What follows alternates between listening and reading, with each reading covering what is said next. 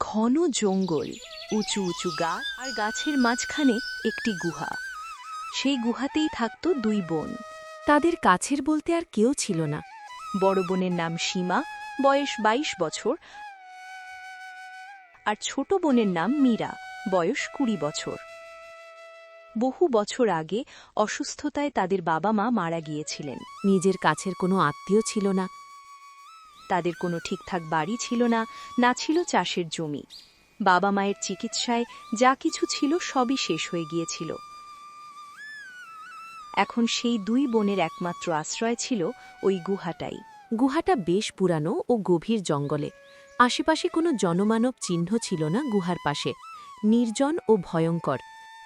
বড় বোন সীমা ছিল গম্ভীর, দক্ষ আর বুদ্ধিমতী, আর ছোট বোন মীরা ছিল চঞ্চল, নিষ্পাপ আর সব সময় হাসি খুশি। ও বড় বোনের বেশ আদরের। প্রতিদিন সীমা জঙ্গলে গিয়ে কাঠ কেটে বাজারে বিক্রি করত, আর মীরা ঘরের সব কাজ সামলাত। রান্নাবান্নাতে মীরা ছিল বেশ দক্ষ। সেদিন সন্ধ্যায় সীমা কাঠ নিয়ে ফিরে এলো। মীরা তখন প্রায় সব ঘরের কাজ শেষ করে বোনের অপেক্ষায় করছিল। সীমা উঠোনে ঢুকে কাঠের বোঝা নামিয়ে বলল, দেখো মীরা, আজকের বোঝাটা খুব ভারী।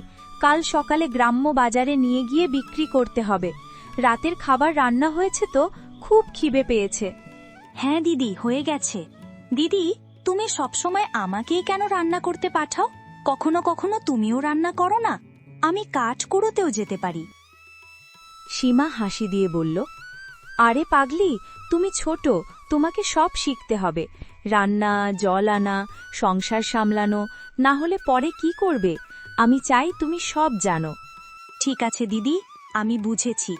কিন্তু মাঝে মাঝে মনে হয় মা বাবা যদি বেঁচে থাকতেন তাহলে আমাদের এত কষ্ট করতে হতো না। মা হাসি মুখে আমাদের রুটি খাওয়াতেন, আর বাবা কাজ থেকে ফিরে মিষ্টি আনতেন। এই বলে দুই বোন গুহার মধ্যে চলে গেল। এই কথাগুলো আবার ভাবছ? মীরা, ঈশ্বর আমাদের বাবা মাকে নিয়ে গেছেন ঠিকই, কিন্তু আমাদের সাহসও দিয়েছেন। এই জঙ্গলটাই আমাদের সঙ্গী। পাতার শব্দে বাবার কণ্ঠস্বর শুনতে পাই, আর চুলার ধোঁয়ায় মনে হয় মা পাশেই বসে আছেন। আমরা একা নই। দিদি, তুমি সবসময় আমাকে বুঝিয়ে দাও। সত্যি বলছি, তোমার সঙ্গে থাকলে আমার কখনো ভয় লাগে না। ভয়ঙ্কর জঙ্গল হলেও সেই রাতে দুই বোন অনেকক্ষণ গল্প করল। গুহার বাইরে জঙ্গলের নীরবতা গাঢ় হচ্ছিল, কিন্তু ভেতরে দুই বোনের হাসি আর বিশ্বাস এক আলোর মতো ছড়িয়ে পড়ছিল। রাতের পরে আবার সকাল হল।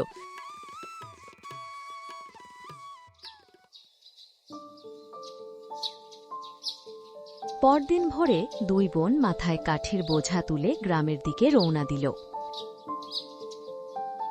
পথটা ছিল জঙ্গলের ভেতর দিয়ে। পাখির ডাক, পাতার মর্মর শব্দ, আর মাঝে মাঝে পশুর আওয়াজ শোনা যাচ্ছিল। তার মধ্যে দিয়ে দুই বোন বাজারের দিকে এগিয়ে গেল। সপ্তাহে সমস্ত বাজার তারা এই কাঠ বেচে করত। বাজারে একটি ভালো কাঠের দোকান ছিল। দোকানদার খুবই সদয় মানুষ। কাঠ দেখে সে ভালো দাম দিল এবং বলল, এই কাঠ খুব ভালো।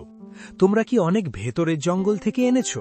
সীমা বলল, হ্যাঁ কাকু, আমরা দুজন এতিম, জঙ্গলের গুহায় থাকি। সংসার চালানোর জন্যই ভালো কাঠ কেটে আনি, যাতে ভালো দাম পাই। দেখো মা, যদি সত্যিই দুঃখ থেকে মুক্তি চাও তাহলে পুকুর পাড়ের কাঠ নিয়ে এসো। ওটার দাম বাজারে সোনার মতো। শুনেছি এক বোঝা কাঠের দাম 10টা সোনার মুদ্রা পর্যন্ত হয়। কিন্তু কাজটা সহজ নয়। ওই পুকুরটা জঙ্গলের অনেক ভেতরে, আর শোনা যায় সেখানে এক ডাইনি থাকে। ঠিক আছে কাকু, আমরা যাব। অনেক ধন্যবাদ। তারা দুইজন কাঠ বিক্রি করে চলে গেল। বাজার থেকে কিছু বাজার সদাই কিনে তারা বাড়ির পথে রওনা হল। যেতে যেতে সন্ধ্যা হয়ে গেল। পথে যেতে যেতে সীমা সেই পুকুরের কথাই ভাবছিল। কিভাবে সেখান থেকে মূল্যবান কাঠ নিয়ে বাজারে ভালো দামে বিক্রি করা যায়। ঘরে ফিরে দুই বোন রান্না শুরু করল। তখন মীরা জিজ্ঞেস করল, দিদি, আজ তুমি কোথায় কাঠ কাটতে যাবে? খুব ভেতরে তো যাবে না? আমি কি তোমার সঙ্গে যেতে পারি? না না মীরা, তুমি এখানেই থাকো। আমি পুকুরের কাছে থেকে ভালো কাঠ আনব। একটাও যদি বিক্রি করতে পারি তাহলে গ্রামে একটা ভালো বাড়ি কিনতে পারবো। দিদি, ওখানে তো ডাইনি থাকে, তুমি একা যাবে না, আমিও যাব। মীরা জেদ ধরল। শেষে সীমা বলল, ঠিক আছে, রাতের খাবার খেয়ে আমরা বেরোবো। দুজনেই তাড়াতাড়ি খেয়ে জঙ্গলের দিকে রওনা দিল। দুই বোন অন্ধকার বনের ভেতর দিয়ে হাঁটতে থাকল। তাদের মনে ভয় থাকলেও একটু ভালো জীবনের আশায় সাহস নিয়ে এগিয়ে যেতে থাকল। দিদি, অনেকক্ষণ হাঁটছি, এখনো পুকুর দেখতে পাচ্ছি না, আমি খুব ক্লান্ত। শেষে সীমা বলল, এই জন্যই তো বলেছিলাম না আসতে। কিন্তু দিদি, আমি না এলে তুমি একা থাকতে। হঠাৎ এক পাখি বলল, দাঁড়াও, তোমরা কোথায় যাচ্ছ? সামনে পুকুর আছে, সেখানে এক ডাইনি থাকে। দুই বোন অবাক হয়ে গেল। পাখিটি বলল, আমি সবসময় পাখি ছিলাম না, আমি এই রাজ্যের রাজকন্যা ছিলাম।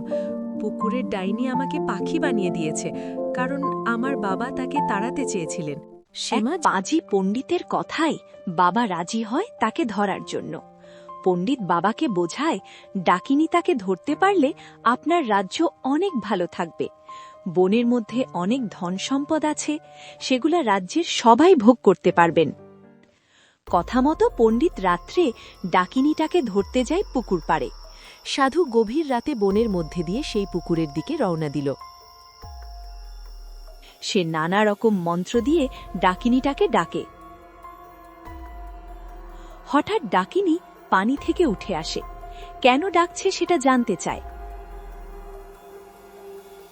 এখানে মানুষের আশা মানা, কারণ মানুষের গন্ধ আমার সহ্য না। পণ্ডিত বলে, আমি যাওয়ার জন্য আসিনি, এই রাজ্যের রাজার কাছ থেকে অনুমতি নিয়ে আসছি। আমাকে কেউ কিছু বলবে না।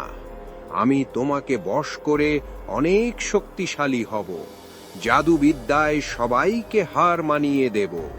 তুমি আমার হাতে বন্দী হও, না হলে মন্ত্র দিয়ে তোমাকে বশ করব। ডাকিনী পণ্ডিতকে বলে, জীবন নিয়ে বাঁচতে চাইলে এখান থেকে চলে যেতে। পণ্ডিত নানা রকম মন্ত্র পড়তে শুরু করল।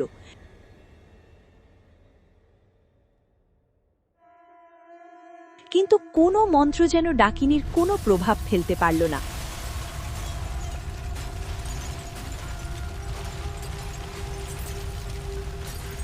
সে ডাকিনী পণ্ডিতকে মন্ত্র দিয়ে বশ করে ফেলল এবং তার সব মন্ত্রশক্তি শেষ করে ফেলল।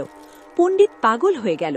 ডাকিনী তখন রাজার উপর রাগ করে তার উপর প্রতিশোধ নিল। সে তার জাদু দিয়ে তার মেয়েকে পাখি বানিয়ে দিল। তারপর থেকে কোনো পণ্ডিত আর সাহস করে না রাজার মেয়েকে উদ্ধার করতে আর ওই বনে যেতে। সীমা জিজ্ঞেস করল, তুমি কিভাবে মুক্ত হবে?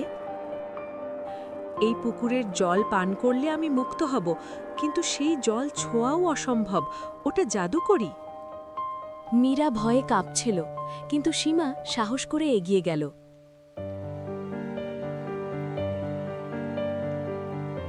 পাখিকে নিয়ে তারা দুই বোন পুকুরের দিকে রওনা দিল। পুকুরের কাছে পৌঁছাতে ডাইনি জল থেকে উঠে এসে বলল, এখানে কেন এসেছো? জীবন বাঁচাতে চাইলে চলে যাও, আমি মানুষের গন্ধ সহ্য করতে পারি না। সীমা শান্তভাবে বলল, আমরা দুজন এতিম, কাঠ কেটে বাঁচি। শুনেছি এখানকার কাঠের দাম খুব বেশি। এই পাখির সব কথা আমরা জেনেছি, আমি ওকে মুক্ত করতে চাই। ডাইনি হেসে বলল, সহজ নয়, 3টি ধাঁধার উত্তর দিতে পারলে তবেই জল নিতে পারবে। প্রথম ধাঁধা। আমাকে দেখা যায় না, কিন্তু অনুভব করা যায়। আমি ছুঁয়েও হত্যা করতে পারি। আমি কে? এর উত্তর হল ভয়।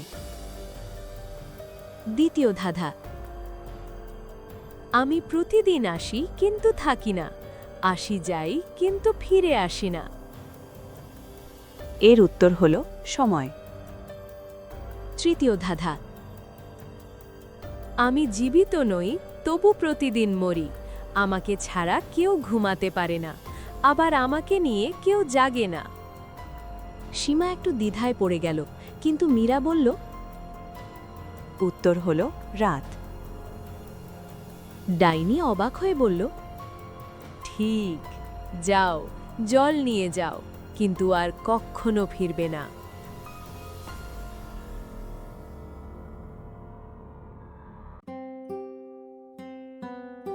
রাজকন্যা জলপান করতেই সুন্দরী রাজকন্যায় রূপ নিল।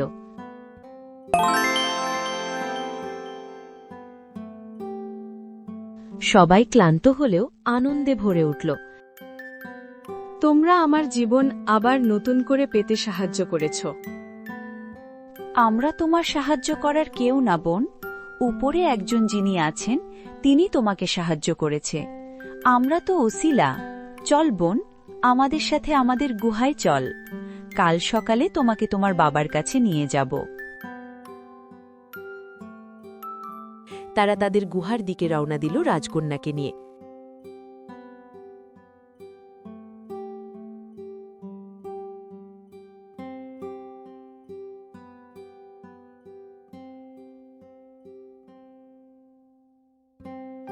তারা গুহায় চলে আসলো। রাজকন্যা তার পরিবারের কথা দুই বোনকে বলতে লাগল।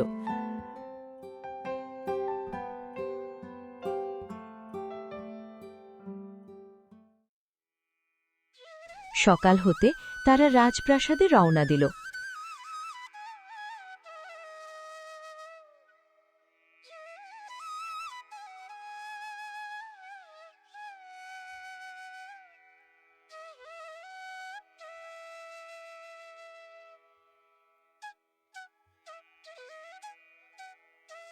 ভরা রাজসভায় তারা উপস্থিত হল। রাজা তার মেয়েকে দেখে অবাক হয়ে গেল।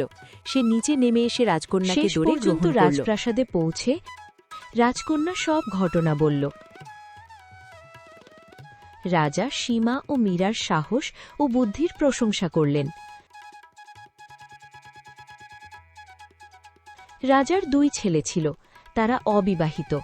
রাজা মনে করল এত পরিশ্রমী ও সাহায্যকারী দুইজন তার ছেলের পুত্রবধূ হওয়ার যোগ্য।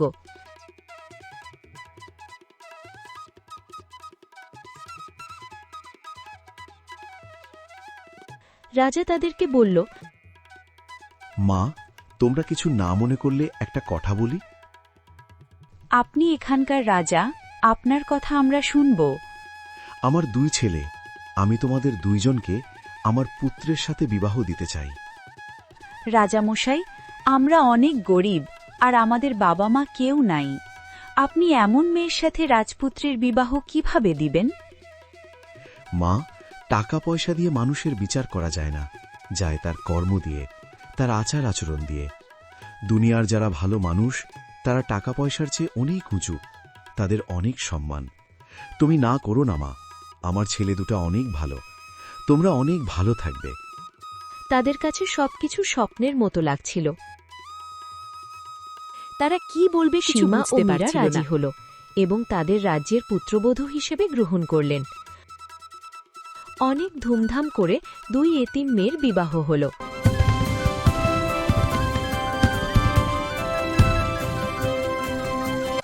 সীমা ও মীরা রাজপ্রাসাদে সুখে শান্তিতে বসবাস করতে লাগল।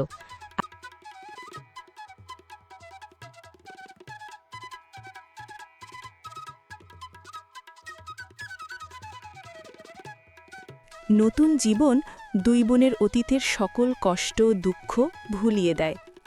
রাজপ্রাসাদে দুই বোনের জীবনে নেমে আসে অসীম সুখ। সেখানে তাদের আর কোনো অভাব থাকে না। সেখানে তাদের জঙ্গল থেকে কাঠ কাটা ও গুহায় বসবাস করা সকল কষ্টের ইতি ঘটে এবং তারা সুখে শান্তিতে বসবাস করা শুরু করে।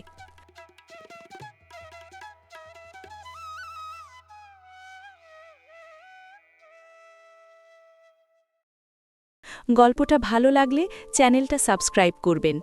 আপনাদের ভালো লাগলে আমাদের ভালো লাগে।